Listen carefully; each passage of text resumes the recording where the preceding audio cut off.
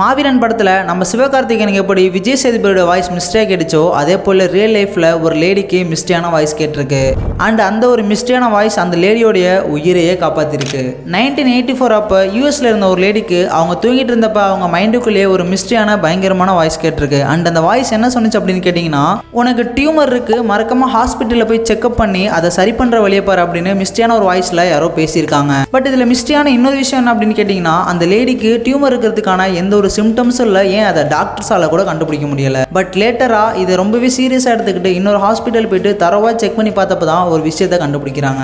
அது என்ன அப்படின்னா, அந்த லேடிக்கு ரொம்ப நாளாவே டியூமர் இருக்கிறதாவும், பட் அந்த டியூமர் இருக்கிறதுக்கான எந்த ஒரு சிம்டம்ஸுமே பாடி காட்டல அப்படின்னு எல்லாருமே ஷாக் ஆகுறாங்க. அண்ட் அந்த ஒரு லேடி ட்ரீட்மெண்ட் முடிஞ்சு கான்சியஸ்க்கு திரும்பி வந்ததுக்கப்புறம் அந்த லேடி கேட்ட லாஸ்டான அந்த மிஸ்ட்ரி வேர்டு என்ன அப்படின்னு கேட்டிங்கன்னா, குட் பை.